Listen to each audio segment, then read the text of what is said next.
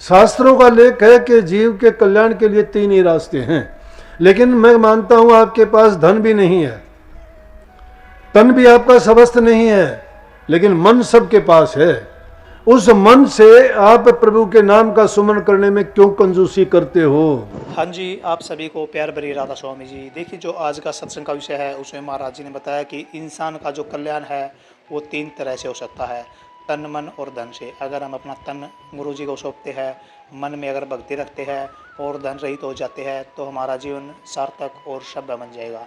और साथ ही महाराज जी ने बताया कि गुरु किस तरह हमारा कल्याण करता है और गुरु किस तरह में अच्छी दिशा प्रदान करता है, जिस पर चलकर हम अपने परिवार को सुख शांति में रख सकते हैं, अपने परिवार को बिल्कुल अच्छा रख सकते हैं। और साथ ही महाराज जी ने बताया कि जो व्यक्ति बुरे कर्म करेगा उस व्यक्ति को कर्मों का फल अवश्य मिलेगा। वह ये न सोचे कि उसने बुरे कर्म किए हैं तो उसका कुछ नहीं होगा, उसका होगा बहुत बुरा होगा। इसलिए हमेशा अच्छे कर्म कीजिए और नेक कार्य कीजिए। तो चलिए, आपका कीमती समय लेते सत्संग को शुरू करते हैं। कृपया सत्संग को पूरा सुनकर पुण्य भागीदार अवश्य बनिए। राधा स्वामी। लेकिन इंसान अपने जीवन के मूल्यों को नहीं समझता है। एक महात्मा जी एक सुबह सुबह गए भिक्षाटन के लिए। महात्मा लोग भिक्षा के लिए जाते थे लेकिन भीख मांगते नहीं थे। उनका मतलब था वो सिर्फ दरवाजे पे जाके खड़े होते।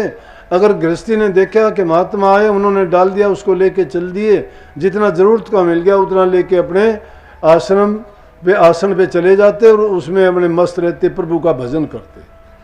लेकिन जब आने जाने में कई बार बात भी होती है तो एक महात्मा ने एक बार पूछा किसी से कि बेटी तुम्हारे घर में क्या हालचाल है? बोले जी घर में ठीक है, करोड़ों की आसामी है, ठाठ करते हैं, ऐसा आराम है, कोई कमी नहीं, महात्मा जी आपका आशीर्वाद है। कहे ठीक। बोले कि लड़के ये तुम्हारे जेठ देवर कितने हैं? बोले 5 भाई हैं, सब ठाठ हैं। बोले ठीक है भाई। चला गया, सेठ जी का जाना होया, सेठ जी आश्रम में गए, कहने लगे सेठ जी क्या हालचाल है, कितने साल के हो गए? बोले जी कहाँ साल का हो गया, मैं तो अभी वैसे 15 साल का हुआ हूँ। बोले साल उम्र 60-65 साल की, 15 साल का बोलता है, 15 साल कैसे हुआ? बोले आप भक्ति में लगे, मुझे 15 साल हुए, बाकी जीवन तो बर्बाद कर दिया।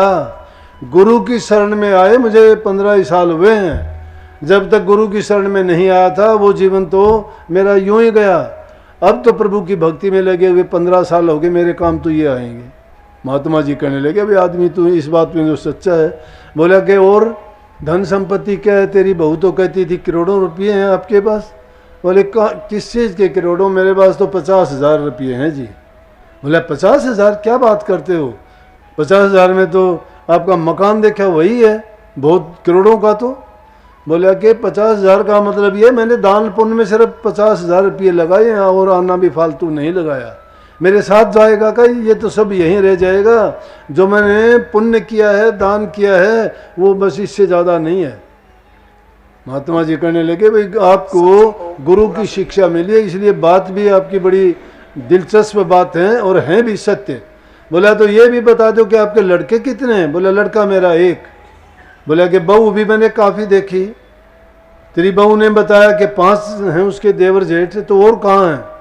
बोला मेरा भक्ति में, परोपकार में, दान दक्षिणा देने लेने में एक ही लड़का मेरी मदद करता, बाकी तो नास्तिक हैं सारे, इसलिए उनको मैं अपने लड़के क्यों मानूं? समझते हो इस बात को? कहने का मतलब ये है कि जो कार्य हम इस दुनियादारी के लिए करते हैं वो काम सारे के सारे व्यर्थ और बेकार जाते हैं। अपने हित के और अपने लिए किए गए तो वो काम है, या तो दान दक्षिणा दें अगर हमारे पास धन है तो। तुलसी साहब ने जीव के कल्याण के लिए 3 ही रास्ते बताए हैं कि अगर धन देने से, दान करने से, तुम्हारा सेवा करने से शरीर पवित्र होगा, प्रभु का नाम के जपने से तुम्हारा मन पवित्र होगा। तो तीनों चीज हैं, तन पवित्र सेवा किए, धन पवित्र किए दान, मन पवित्र हरि सुमरण से त्रिविध हो कल्याण। शास्त्रों का लेख है कि जीव के कल्याण के लिए 3 ही रास्ते हैं, लेकिन मैं मानता हूं आपके पास धन भी नहीं है, तन भी आपका स्वस्थ नहीं है, लेकिन मन सबके पास है। उस मन से आप प्रभु के नाम का सुमन करने में क्यों कंजूसी करते हो? वो कंजूसी नहीं करनी चाहिए। हमें रात दिन नाम का सुमन करना चाहिए। चलते फिरते, उठते बैठते, सोते जागते उस प्रभु को याद करो जिसने कितना सुंदर शरीर दिया। ये तन तुमने दुर्लभ पाया, कोटि जन्म जब भटका खाया, या को अब व्यर्था मत खो, छिन छिन चेतो भक्ति कमाओ। छिन छिन चेतो भक्ति कमाओ, इसको व्यर्था मत खो। ऐसे नहीं मिला इंसान का चोला। ये तो देवी देवताओं को भी नहीं मिलता, वो भी तरसते हैं। लेकिन बड़े भाग मानस तन पावा, सुर दुर्लभ सदग्रंथन गावा। बड़े भाग मानस तन पावा, दुर्लभ दुर्लभ दे पाई बड़ भागी, नाम ना जपी ते आत्मघाती। जो नाम को नहीं जपते हैं वो आत्मघात करते हैं। नाम ना जपी आत्मघाती, मर ही जाही जो नहीं सिमरत नाम।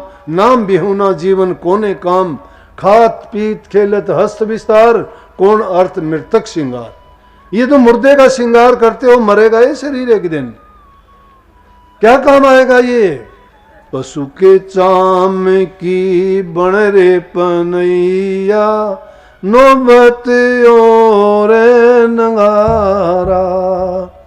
नर तेरा चोला काम न आवे, जड़ बूझ हो जाएगी छारा रे बंदे, गर्व किया सोए हारा।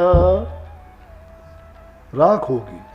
मोटा शरीर होगा उसकी एक मुट्ठी ज्यादा हो जाएगी, कम शरीर है उसका थोड़ी हो जाएगी। इसको मिट्टी में मिलने से पहले ऐसा कर्म करके चलो जिसके कारण तुम अपनी वह प्रभु के चरणों में जगह सुरक्षित बना लो। वहां पहुंचने के बाद में इस जीव का जन्म मरण नहीं होता है। ये संसार के कड़े कलेश दुख तकलीफ नहीं भोगने पड़ते। इस 84 में धक्के नहीं खाने पड़ते। आवागमन के चक्कर से छूट जाने के लिए हमेशा उस प्रभु के नाम का सुमन करो। जो नाम को याद रखता है वो समझो अपने कर्मों को धोता चलता है। लेकिन जो नाम से बिहुना, नाम बिहुना जीवन कोने काम। नाम से अगर तुम भिन्न हो, नाम से दूर हो गए, नाम के बिना ये जीवन किस काम का है? ये तो मिट्टी का है, फिर तो कोई काम ही नहीं आना। इससे तो पशु अच्छा है, उसको बेचारे को ज्ञान नहीं है। उसको ज्ञान होता तो कर लेता, बिना ज्ञान के भी तुम्हारे अनेक काम करता है वो। उसको ज्ञान नहीं है, इसीलिए तो उसको दुख कष्ट भोगने पड़ते। कोई बोझा ढोता है, कोई किसी काम में, कोई किसी काम में। कोई बंदर बन के नाचता है, कोई गधा ऊंट बन के सामान लदवाता है, कोई बैल बन के गाड़ियों में जुड़ता है, कोई घोड़ा बन के किसी काम आता है। क्यों? वो कर्म है उनके। ये अलग अलग योनियों में उनको यूं ही आना पड़ा कि उन्होंने गुरु की शरण लेके गुरु की बताई बात का यकीन नहीं किया, इसलिए अपने कर्म के अधीन होके उन कर्मों को ऊंची नीची योनियों में पढ़ के भोगते आए हैं। इसीलिए गुरु इस इंसान को चेताते हैं कि अरे नर मूर्ख, तेरे से अच्छे तो पशु हैं जिनकी चमड़ी काम आती, हड्डियां काम आते, दांत काम आते, उनके बाल काम आते। तेरा क्या काम आएगा? राखी बननी है शरीर की, एक भी चीज काम आती हो इंसान की तो बताओ। इसलिए जो चीज तुम किसी काम नहीं आती उससे कोई ना कोई ऐसा नेक कर्म करके जाओ ताकि आने वाले समय में लोग याद रखें कि वो आया था। आज दादू पलटू कबीर भीलनी से जो इस दुनिया में नहीं रहे, नहीं है वो, लेकिन वो गए भी नहीं, जिंदा हैं। उनके सिद्धांत जिंदा हैं, उनकी शिक्षाएं जिंदा हैं, उनकी बताई हुई मर्यादाएं जिंदा हैं, उनकी बताई हुए जो उपदेश हैं वो आज भी जीव का उसी प्रकार से कल्याण करते हैं। लेकिन उस पर यकीन करना होना चाहिए। उनके बताए अनुसार हमें उस रास्ते पे चल के अपने जीवन को संवारना चाहिए। यही संतों का उपदेश और शिक्षा है। तो तुम्हारा सत्संग में आना सार्थक है। सत्संग में आके अगर अमल नहीं करते, बात को सुन के अगर अनसुनी कर देते हो, उसको अपने जीवन में उतारते नहीं, अपनाते नहीं, जीवन के उसको उसके अनुसार ढालते नहीं हो, जीवन बेकार चला जाता है। जब तक हमने दुनिया में बिना गुरु के जीवन भोगा वो अपना जीवन था। लेकिन जब हमने गुरु की शरण ले ली, गुरु से नाम की दीक्षा ले ली, फिर हमें अधिकार क्या है कि हम गुरु की आज्ञा का पालन ना करें? क्योंकि हमने वचन किया है, गुरु को हम तन मन धन तीनों चीज दे चुके हैं। जब दे चुके हैं तो फिर गुरु की आज्ञा का अवज्ञा क्यों करते हैं, फिर उसका उल्लंघन क्यों करते हैं। फिर तो गुरु के अनुसार मन गुरु को दे रखा है, गुरु कहे वैसे मन को लगाओ। तन गुरु को दे रखा है, तन से वो काम करो जो गुरु कहता है। धन गुरु को दे रखा है, गुरु कहता है धन को इस काम में लगाओ, उसी काम में लगाओ। गुरु तुम्हारे धन का भूखा नहीं है। ये रस्म रिवाज है, गुरु को क्या देते हो तुम, कोई कपड़ा देते है, उपहार देते हो, पैसे देते हो, गुरु को नहीं देते, संगत के काम आता है। गुरु को अगर देते हो तो देता लेता दोनों डूब जाएंगे, गुरु भी डूब जाएगा, शिष्य भी डूब जाएगा।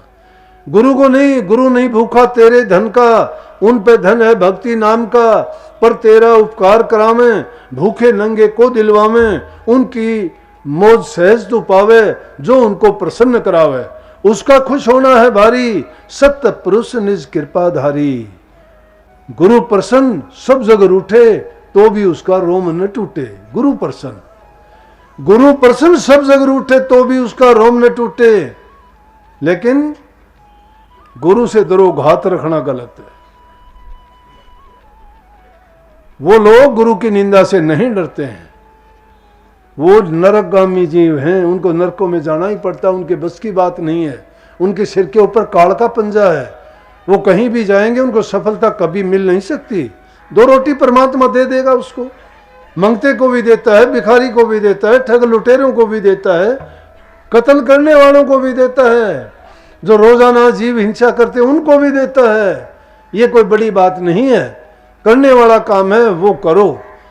इंसान 84 लाख योनि में सबसे उत्तम जीव है, परमात्मा के बाद में दूसरे नंबर का जो क्रिएशन है उसके द्वारा बनाई हुई पहली है, और सृष्टि में परमात्मा के बाद में दोयम नंबर सिर्फ इंसान चोले का है। लेकिन ये अपने सिद्धांतों से भटका हुआ है। इसको जब याद आ जाती है तो प्रभु गले से लगा लेता है और इसकी सब भूलों को माफ करके अपनी दोबारा से शरण देता है, जिससे इसके दुख द्वंद तकलीफ बीमारी जन्म मरण सबको नशा देता है और सदा के लिए इसको अमरत्व प्रदान कर देता है। सबको बहुत बहुत आशीर्वाद। बात सुनते हो उसको सुन के अपनाने की कोशिश किया करो, मन में रख लिया करो, जब कभी तुम्हें जरूरत पड़ेगी ये बात याद आएंगी, और आजमा के देखोगे तो सत्य निकलेंगी। ये जीवन में अगर इनको खोजना चाहते हो तो इन पर अमल करके देखना, अगर झूठी हो तो मुझे आके दोष दे देना। मैं किसी एक व्यक्ति के लिए गलत बात नहीं कहता, मैं सबके लिए कहता हूं। अगर वो किसी को लगती है तो उसमें वो दोष होगा भाई, अगर किसी में दोष है उसमें लगता होगा तो वो अब मैं क्या करूं उसका। लेकिन मैं किसी आदमी को, मेरा नियम है ना मैं किसी को बुरा कहता, ना किसी धर्म की आलोचना करता, ना किसी गुरु की आलोचना करता। जो मेरे पास देने के लिए होता है आप लोगों को देता हूं। आपको अच्छा लगे वो ले जाया करो, ना अच्छा लगे जो नहीं आपके काम का वो मेरे लिए छोड़ जाया करो, मैं आप संभालूंगा। लेकिन मैं कहता हूं कि कुछ ना कुछ तो आपके हित की बात जरूर होंगी, उनको अपनाओगे तो ये मेरी गारंटी है तुम्हारा जीवन सफल हो जाएगा। सबको बहुत बहुत आशीर्वाद। पुनः गुरु महाराज की कृपा है, जो उनके सिद्धांत उनके नियम के मुताबिक मैं काम करता हूं भाई, उन्हीं के द्वारा जो प्रेरणा मिलती है वो बोलता हूं। मेरा तो रोम रोम गुरु का ऋणी है, मैं दूसरा काम कोई नहीं करता। जब तक गुरु की शरण में नहीं आया था नहीं आया था, दुनियादारी के झमेले थे, उसमें जो काम किए होंगे किए। लेकिन गुरु की शरण में आने के बाद में जीवन उनको अर्पण कर दिया, तो मुझे कोई अधिकार नहीं रहा कि मैं गुरु की आज्ञा के विरुद्ध कोई काम करूं। तुम सब कुछ उनके अधीन होकर काम करता हूं। वो कृपा बख्शते हैं आप सब पर, उनकी मौज मेहर दया है। जो उनके बताए हुए इस मार्ग पर चलेगा, मालिक उनका सबका कल्याण करे, सबको खुशी दे, बुद्धि सद्बुद्धि दे, सद्गुण दे, और भक्ति में आपके मन को लगाए। राधा सुन। सत्संग को पूरा सुनने के लिए का बहुत बहुत धन्यवाद। हम आशा करते हैं आपने सत्संग को बड़ा ही ध्यान से सुना होगा। तो जैसे प्यारी साध संगत जी आपने सत्संग में सुना, महाराज जी ने बताया कि जो व्यक्ति अपना तन मन और धन गुरु को सौंप देता है, गुरु उसका कल्याण कर देता है। जो इंसान अपने तन से पवित्र होता है, मन से पवित्र होता है, वह व्यक्ति अपने जीवन में मंजिलों को प्राप्त कर लेता है और उस व्यक्ति के जीवन में किसी प्रकार का दुख नहीं आता, उसका परिवार कभी रुकता नहीं, हमेशा आगे बढ़ता रहता है। और जैसे ही महाराज जी ने बताया कि जो इंसान अच्छे कर्म करेगा, उसके अच्छे कर्म उसको सदैव आगे बढ़ाएंगे और उसके लिए हमेशा अच्छा कार्य करेंगे। तो इसलिए हमेशा नेक कार्य कीजिए, नेक परोपकार के कार्य हमेशा कीजिए और दूसरों का भला कीजिए, जिससे जो हमारा जीवन है वो सार्थक बन सके। तो कृपया गुरु महाराज जी की इन बातों को आप अपने जीवन में अवश्य उतारिए और अपने जीवन को सार्थक, सफल और सुखमय अवश्य बनाइए। और साथ ही अगर आपको सत्संग अच्छा लगा आप तो कमेंट बॉक्स में राधा स्वामी लिखकर पुण्य भागीदार अवश्य बनिए। मिलते हैं जल्दी एक नए और बहुत ही प्यारे प्रवचनों के साथ। तब तक के लिए राधा स्वामी।